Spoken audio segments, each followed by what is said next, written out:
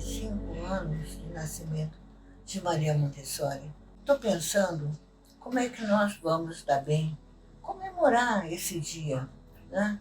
Batalhando aqui nos meus livros, na minha fundamentação, o que a gente pode chamar atenção para não é ser um exemplo, mas é para ser alguém que te dê forças para você continuar fazendo um trabalho desse nível que é o Montessori.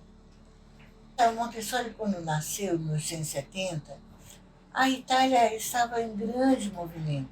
E hoje, quando nós comemoramos esses 155 anos, não é só a Montessori, mas ao Montessori. Nós temos que dar graças a Mário, a Gracini, a Marchetti, a Mário Júnior. Tem que agradecer a tanta gente que não deixou o Montessori morrer. O Montessori realmente faz o método científico no sentido de que ela vai observar a criança e perceber o que ela exatamente precisa. Cada um é um ser total e que ele se pertence e que ele precisa se pertencer. Reparem bem, quando Montessori ela foi fazer medicina e ela começa a descobrir coisas, é sempre da observação. A observação é a nossa grande chave para poder fazer um Montessori digno e poder atender as crianças que estão sob nossa educação. O método não nasceu de uma teoria, mas de uma comprovação científica. As crianças não tinham diagnóstico. E é isso que ela percebe. Quem ele é? Ela não sabia. Nós não sabemos. Nós temos que descobrir. Não eram somente consideradas deficiências. Elas eram crianças abandonadas num hospício, porque eram diferentes. Mas uma médica olhou para esse diagnóstico e viu um erro colossal. Ela não perguntou o que é de errado com essas crianças. Ela perguntou o que há de errado com o mundo que criamos para elas. Isso foi uma mudança total. Isso foi uma mudança total na época, porque desde o início Montessori vai contra a maré. Quando ela se interessa por um grupo que marginalizado, abandonado, a Montessori vai fazendo experiências, trabalha com as crianças especiais, leva essas crianças a fazerem uma prova do governamento. E as crianças dela têm um resultado melhor do que as crianças ditas normais. Ela só vai transformar isso num projeto, numa metodologia, quando ela participa de São Lourenço, que era um bairro, além de pobre, ele era um bairro abandonado à prostituição. Ali moravam vigaristas, ladrões, sempre gente muito complicada. Aí ela vai dirigir essa escola. Esse prédio onde eles foram funcionar essa escola, ele pertencia a uma associação. E essa associação resolveu, para conter as crianças que estavam ali, para não estragar o prédio, para não sujar o prédio, para não dizer na parede, aquelas coisas que eles acham que a criança só faz isso, né? Eles criaram a ideia de ter uma sala com uma professora. E quem é que vai ser a professora nessa sala? Ela vai ser a diretora, a professora, se bobear até a faxineira. Mas tinha uma pessoa que ajudava, que era filha do porteiro. Ajudava a Montessori no lidar com as crianças na sala de aula que foi montada. A coisa era normal. Montessori tinha uma sala, ela não é nem grande. Continua sendo usada pelo governo. Ele tem uma escolinha lá. O lugar é muito bonitinho. A Itália, ela quando fez o casario, esse casario era para melhorar as famílias. E esse prédio ele foi construído com um jardim no meio. Isso era mantido, então ela trabalhava muito do lado de fora. Foram as crianças que começaram a colocar tapete no chão para botar o material e trabalhar no chão. Essas coisas, as crianças foram dando caminho sem que ninguém percebesse nada. as crianças iam dando caminhos e elas se alfabetizaram sozinhas. Um dia Montessori estava no terraço, ela estava sentada numa poltrona dessas de abre e fecha, e ela viu uma criança escrevendo com giz no chão. E aí ela percebeu que ele estava escrevendo uma palavra, mas ela não tinha tocado nesse assunto. De onde tinha saído isso? E aí ela descobre que eles estavam, a maioria estava lendo, a maioria está escrevendo, como acontece hoje. De repente, parece que passa assim um vento de primavera, com o cheiro das flores, as coisas, as crianças entram num outro nível de energia. É muito, muito, muito interessante, né? E o fato de elas se alfabetizarem foi o boom que aconteceu. E essas pessoas começaram a falar. Os pais também consideravam a escola um milagre.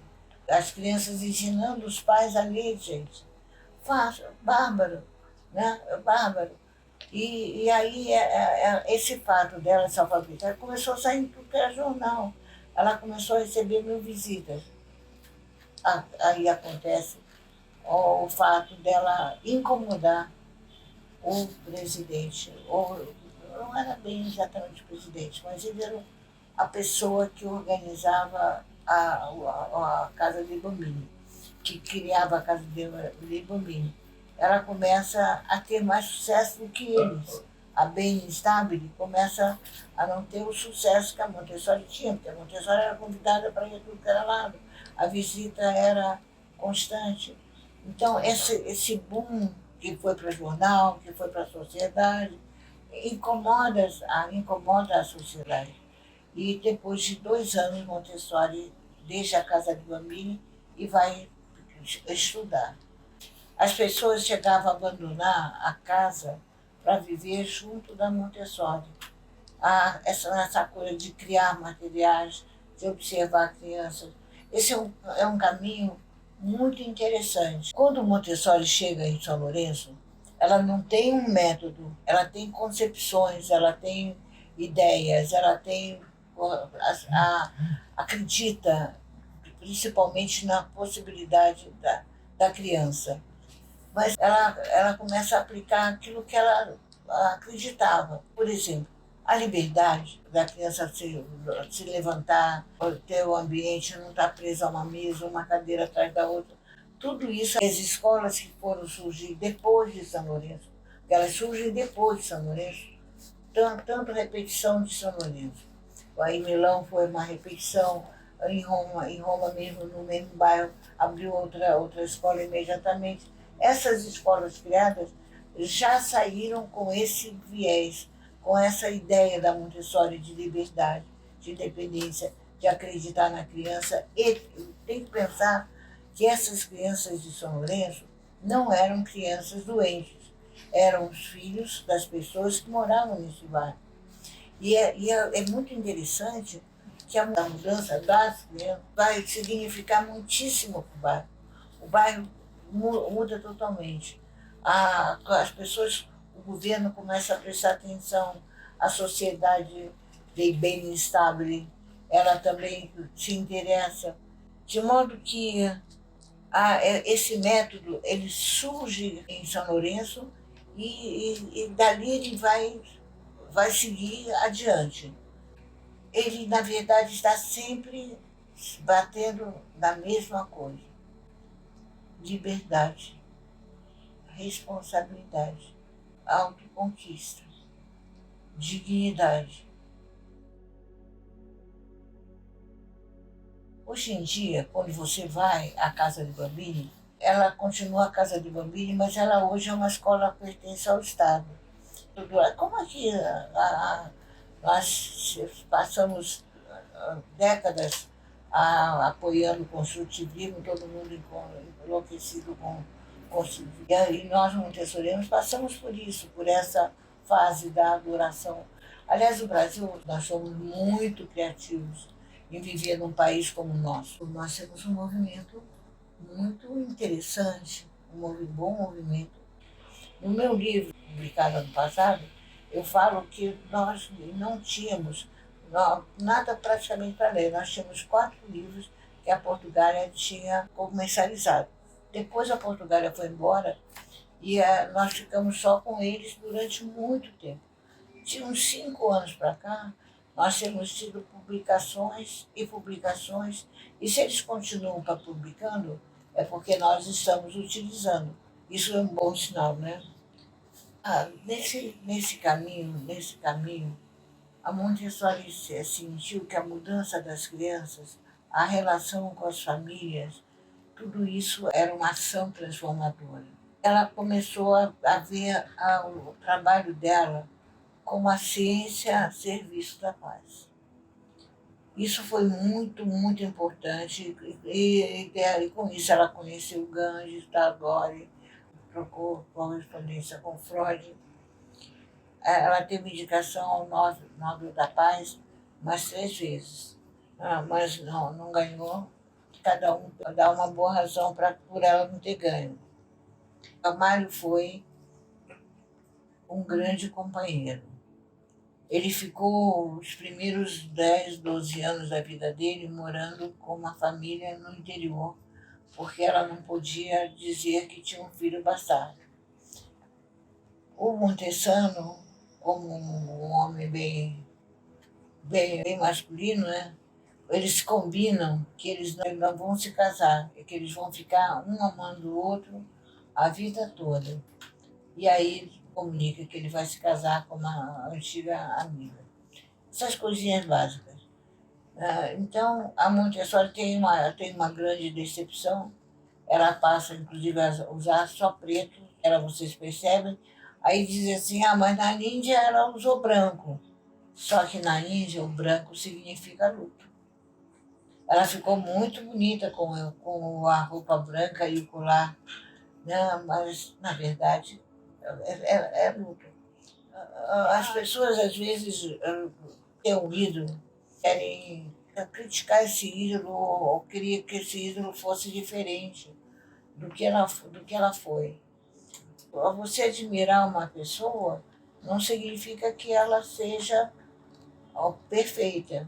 Né? E, então, no método, a gente lida com a verdade das coisas. É muito difícil você trabalhar com a verdade. Quando ela fala de paz, ela fala de atos positivos de paz, coisas banais. Ceder à frente, dar bom dia, perguntar como vai. A ambição de Montessori era colossal. Usar a educação científica como ferramenta para transformar a sociedade e construir a paz. Será que ela conseguiu, gente? A paz entre o mundo está complicadíssimo no momento de hoje. Nós não poderíamos nem dar nas notícias o que está acontecendo lá fora, né?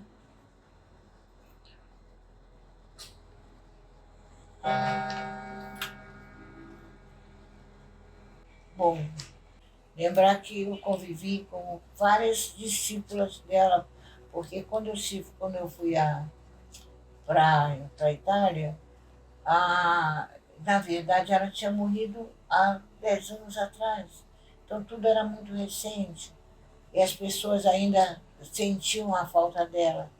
Ela era muito forte, muito determinada, muito assertiva. E nós poderíamos lembrar muito Montessori hoje. Nós não temos que ser a Montessori. Nós temos que aplicar o método dela. Porque quando alguém fala assim, porque eu vou passar a unidade para amarelo, por que eu vou botar verde? Verde não é primária. Ou vamos botar amarelo? Eu estou mudando uma coisa que não é minha. Mas os americanos fazem, acontece. Os americanos são os americanos. Nós somos os brasileiros. Acho até que somos mais respeitosos do que a invasão americana nas coisas. Então, nós temos que pegar e tentar compreender que Montessori criou a metodologia, Mas Mário criou a didática montessoriana. Toda a parte programática, toda a parte das conexões, as faixas da vida, o Deus sem mãos, o processo de linguagem, a matemática veio vindo da Montessori. A nossa matemática é brilhante, brilhante, brilhante, sem para ninguém botar defeito. Né? Nós temos tudo muito organizado. Nós temos desde bebês até o ensino médio organizado. Nós somos, eu não gosto de dizer que nós somos herdeiros. Como é que eu poderia dizer desse legado? Porque o herdeiro, em geral, ele herda, mas ele não produz. Né? Ele não vai adiante, tem incompreensão. Ele herdou, ele está livre de fazer qualquer coisa útil nessa vida. De modo que nós temos que ser. Bom, não podemos ser herdeiros ativos, trabalhando para que a coisa dê certo, para que o futuro dê certo. E acho que nós estamos também num momento em que o envolvimento da família está sendo muito importante. Porque às vezes eu me pergunto, realmente se a Montessori existisse hoje, 155 anos depois, como ela leria esse momento? O que ela faria nesse momento? Não tendo 80 anos, porque 80 anos que ela morreu, 81, naquela época era a idade. Ela morre, vocês sabem, ela morre de um AVC, mas acho AVC muito banal. Ela estava conversando com o Mário sai um momento, quando ele volta, ela tinha morrido.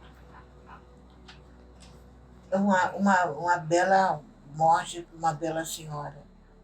O local onde ela está enterrada, ela diz que ela convoca todas as crianças do mundo a lutarem pela paz.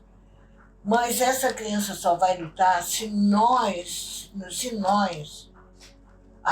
lutarmos pela metodologia. Nós temos que pensar que devemos muito a ela, porque nós usamos uma metodologia da qual nós apenas temos que estudar, temos que ser responsáveis, atender bem as crianças, principalmente nesse momento agora que as escolas estão vivendo. As escolas precisam ser muito fortes, como foram na época da pandemia. Né? Elas precisam ser muito fortes e garantirem sanidade, respeito, educação. Nossas crianças estão mal educadas, a sociedade está aceitando isso, a criança está perdida nas coisas. E a família, tudo bem, tudo bem. A Montessori, ela quer respeito, ela quer que a criança aprenda desde cedo a respeitar o outro, porque ela precisa respeitar a si mesma. Esse momento, o dia de hoje, é meio nostálgico. Né? Como seria? Como seria? O que Mário viveu? O que a família dela viveu? Existe na história da Montessori uma pessoa muito importante, que é a segunda mulher do Mário, a Ada Pearson Montessori. Ninguém fala nas pessoas que deram a mão no caminho. E às vezes eu sinto o Brasil, sabe, as mãos soltas. Existe um desenho da família do nome que até tem no nosso manual de linguagem 2, que foi um desenho que Cássio fez. E nesse desenho nós procuramos colocar a definição que ela colocou na psicogramática, que o nome, o substantivo, que a base ele e o verbo fazem a fala, a língua, ela coloca que o nome está apoiado no chão. Ela está exatamente apoiada no chão.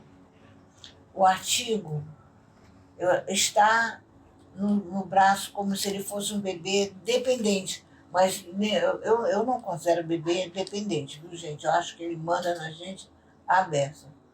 Ah, ele está do lado e vai acompanhar esse nome. Então ele vai estar com esse nome também com os pés no chão. Ah, quando ao lado dele tem uma criança que dá a mão ao nome. Essa criança é a qualidade, é o adjetivo. E se vocês olharem bem, as mãos quase se tocam.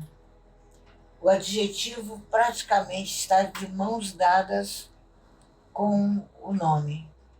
Mas ele tem momentos que ele pode, não estar distante, mas ele pode soltar essas mãos. Nós temos que estar assim, tocando, um tocando o outro, para nós sabermos, aprendermos a estar juntos. E hoje, nessa comemoração que a BEM faz, a BEM, por toda a vida dela, pelos 50 anos dela, pelos meus 91, né? Nós lutamos para que o Brasil fosse unido. Os montessorianos do Brasil fossem um grupo de união exatamente pela paz, para que possa haver paz. Parabéns a Montessori, parabéns aonde existe essa chama, ela estiver acesa, ali estará o Montessoriano pela paz.